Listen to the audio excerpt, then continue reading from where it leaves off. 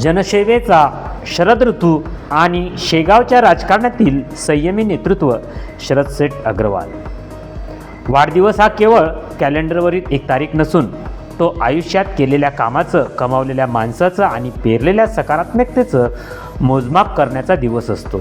जीवनात नेहमीच सकारात्मकता जोपासणाऱ्या आणि शेगावच्या राजकीय सामाजिक पटलावर आपल्या कर्तृत्वाचा ठसा उमटवणाऱ्या नेतृत्वाचा वाढदिवस म्हणजे केवळ एका व्यक्तीचा उत्सव नसून तो हजारो चाहत्यांच्या उत्सवाचा आणि श्रद्धेचा दिन ठरतो.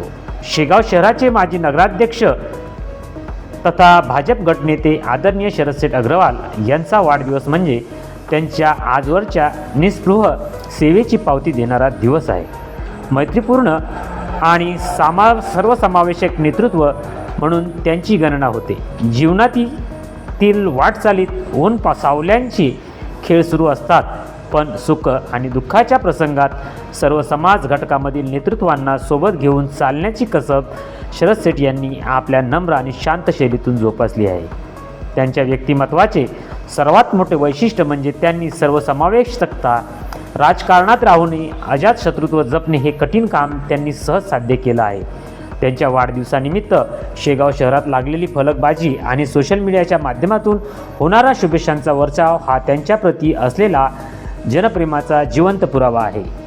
समाजकारणाकरिता राजकारणाचा कणा जरी हाताशी असला तरी राजकीय विरोधातील नेतृत्वांनाही आपल्या कर्तृत्वाचा सकारात्मक हेवा वाटावा अशी त्यांची कार्यशैली आहे. शरद सेठ अग्रवाल हे केवळ एक राजकीय नेते नसून विविध घटकातील नेतृत्वांना एका धाग्यात गुंतणारे एक संवेदनशील व्यक्तिमत्व आहे.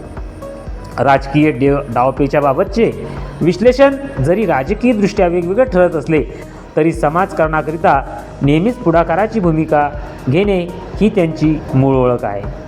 शेगाव शहरातील राजकीय शैली जोपासत असताना कधीही फाजील चातुर्य न दाखवता कमालीची अचूकता साधण्याची कला त्यांनी अवगत केली आहे. कमी बोलणे आणि जास्तीत जास्त काम करणे या तत्वावर त्यांचा विश्वास आहे. सत्तेचं ताम्रपट घेऊन कोणीच जन्माला येत नाही, पण मिळालेल्या सत्तेचा वापर जनहितासाठी कसा करावा याचा वस्तुपाठ त्यांनी आपल्या नगराध्यक्षपदाच्या कार्यकाळात घालून दिला आहे.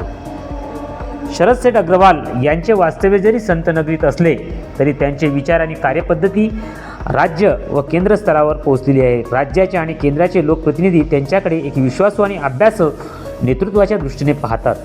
राज्य केंद्र स्तरावर सत्ताकारणात ते पुढाकाराने सहभाग घेतात व त्यांनी आपले स्थान कायम राखले आहे. मोठ्या नेत्यांशी निकटच्या संबंधाचा वापर त्यांनी शेगावच्या विकासासाठी आणि कार्यकर्त्यांच्या बळकटीकरणासाठी केला आहे. कार्यपद्धतीतील पारदर्शकता आणि विविध समाज घटकांशी असलेले त्यांचे जिव्हाळ्याचे सहसंबंध त्यांना लावले जाणारे सेठ हे संबोधन केवळ संपत्तीवरून नसून त्यांच्या मनाच्या श्रीमंतीवरून अधिक सार्थ ठरते. हे खऱ्या अर्थाने दिलदार नेतृत्व आहेत.